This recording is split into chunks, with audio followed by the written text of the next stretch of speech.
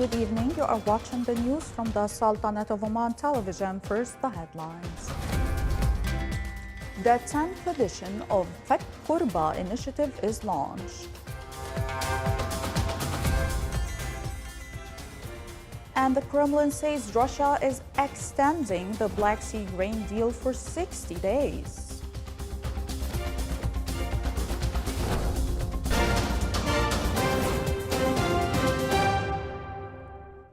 Those were the headlines. Now for the news in detail. The 10th edition of the Fat Qurba initiative was launched, which comes under the theme "Because we believe in people deserve a second chance." The initiative aims to collect financial donations to relieve the distress of insolvent families who are imprisoned due to debt claiming on them in various cases.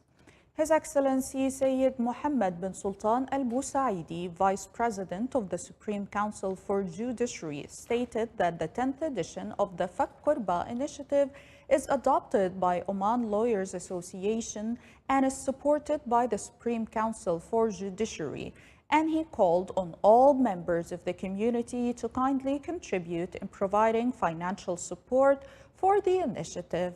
During its humanitarian journey, which began back in 2012, the initiative contributed to the release of 4,969 cases, as well as promoting the values of solidarity between individuals, institutions, and companies.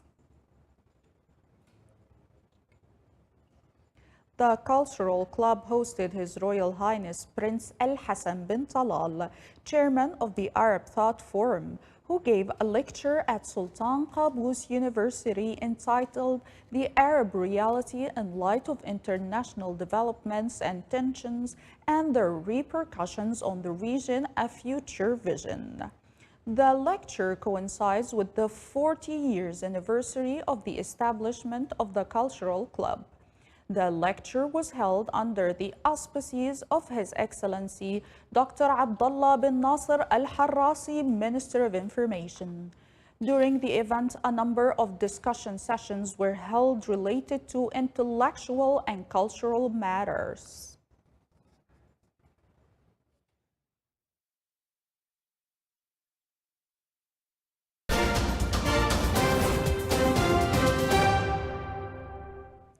Kremlin said Russia was extending the Black Sea grain deal for 60 days, echoing previous statements by the Russian Foreign Ministry. The deal to unlock Ukrainian grain exports from the Black Sea after Russia sent its armed forces into Ukraine was brokered last year by Turkey, with the United Nations acting as an observer. The deal is automatically extended every 120 days if none of the parties register an objection. Both Ukraine and Turkey have said the deal, which is due to expire on Saturday, must be rolled over in full under the existing terms, including the 120-day duration.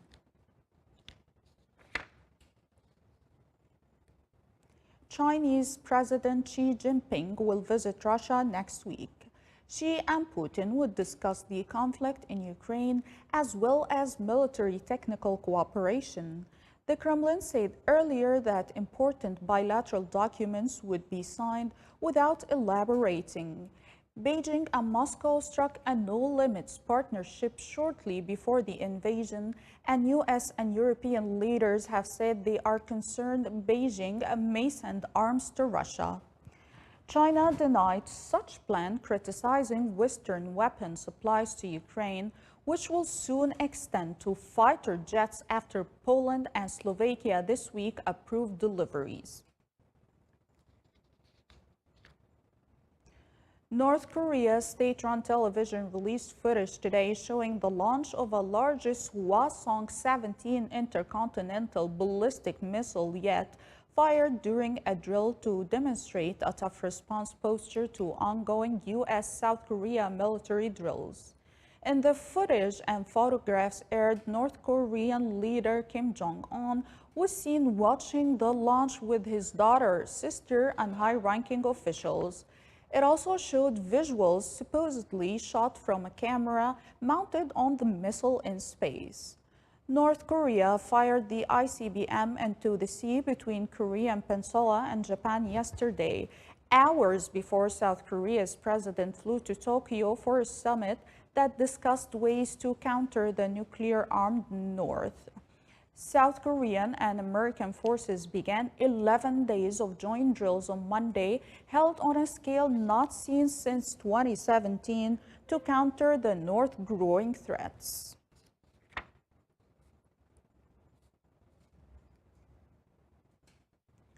Benchmark U.S. crude oil for April delivery rose to 74 cents to 68.35 US dollars a barrel. Yesterday, Brent crude oil for May delivery rose by $1.01 to reach $74.7 a barrel. Wholesale gasoline for April delivery rose to 6 cents to $2.5 a gallon. April heating oil rose to 4 cents to $2.64 a gallon. April natural gas rose 7 cents to reach $2.51 per 1,000 cubic feet.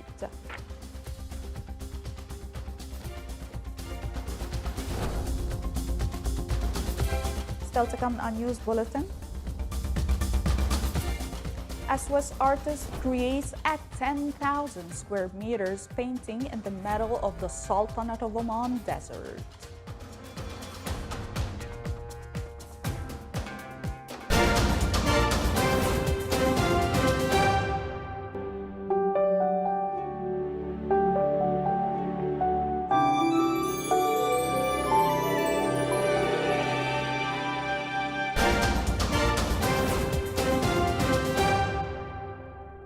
Welcome back to the news from the Sultanate of Oman television. The latest analysis of the National Multi-Hazards Early Warning Center showed that the Sultanate of Oman will be affected by a low trough system. It will start from next Sunday and is expected to continue until Thursday, the 23rd of March, with chances of cloudy skies over most of the governorates and scattered rainfalls, occasionally thunderous, over the governorates of Dhofar and Al-Wusta. Seas will be moderate to rough along most of the coast of the Sultanate of Oman, with maximum wave height of 2 to 3 meters. The Civil Aviation Authority advises public to take precautions during rains and not to cross flowing wadis, and check the sea state before sailing and follow the latest weather bulletins.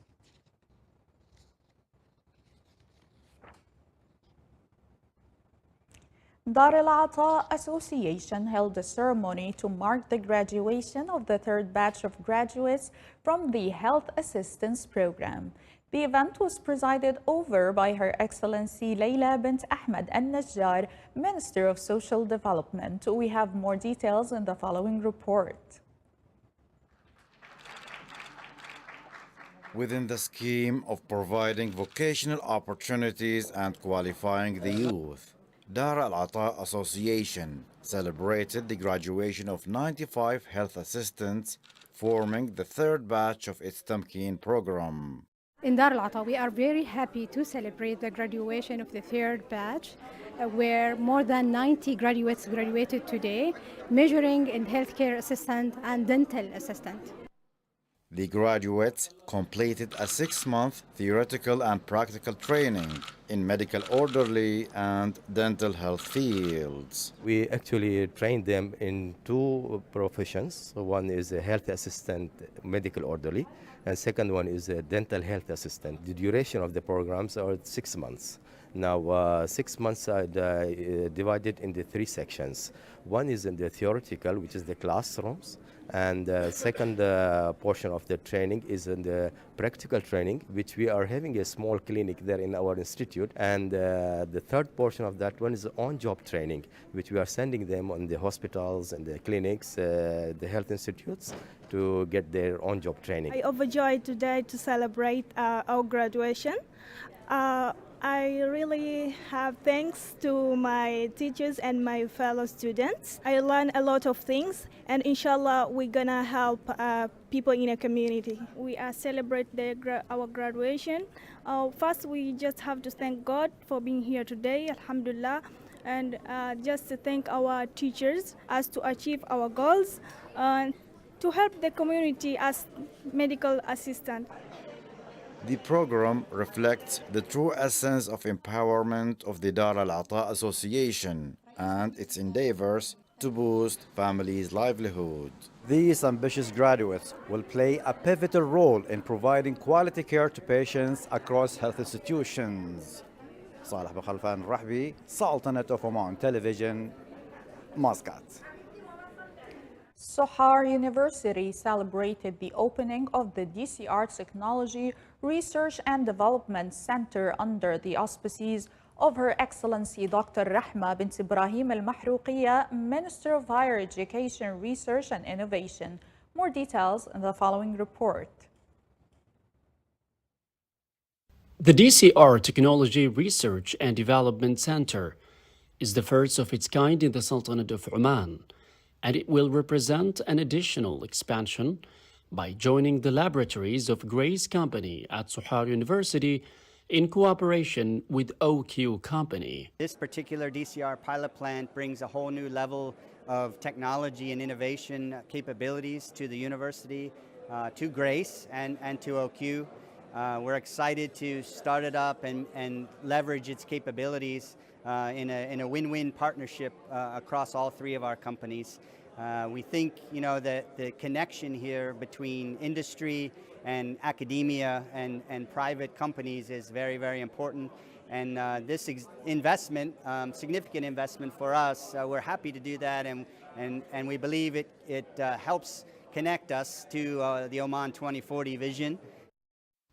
The research center includes pioneering equipment for the catalytic fluid cracking unit using modern technology for the purposes of the oil industries, which provides opportunities for developing catalytic materials to improve energy use.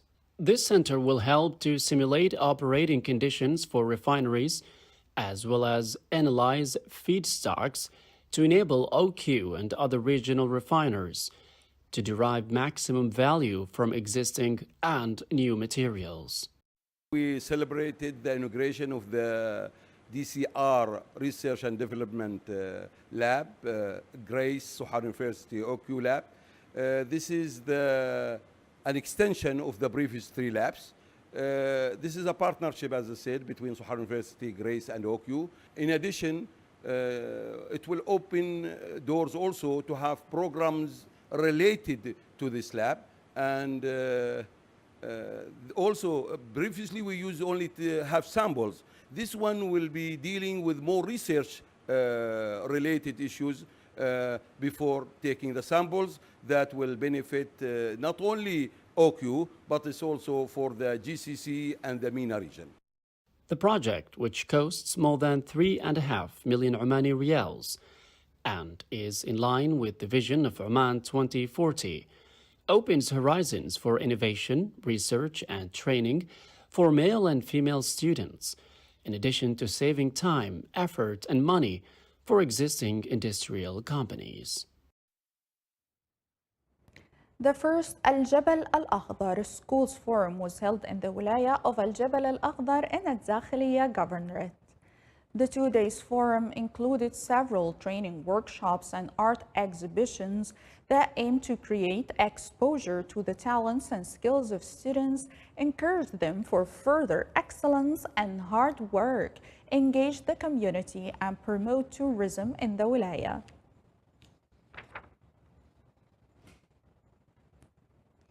The Omani Women Association in the Wilaya of Ibri conducted a consumer fair as a platform for productive families and home-owned businesses to market their products, thus potentially increasing their income.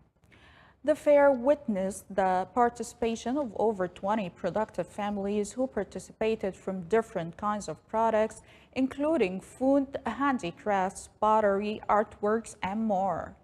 Omani women associations are keen to organize such fairs on a regular basis for their financial returns and to promote the culture of self-employment.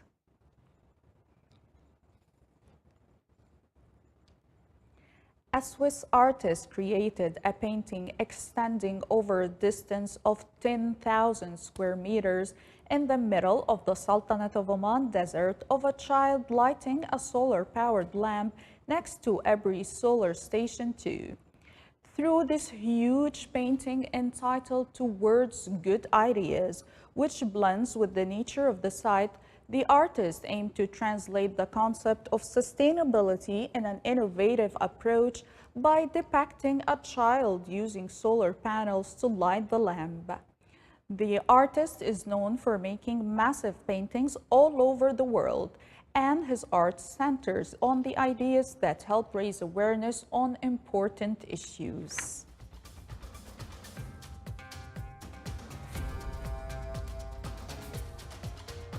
This is the Sultanate of Oman television. Before we end tonight's news bulletin, here are the main points once again. The 10th edition of the Fat Kurba initiative is launched. And the Kremlin says Russia is extending the Black Sea grain deal for 60 days. With that, we come to the end of tonight's news bulletin. From all of us here at the newsroom and the studios is good night and stay safe.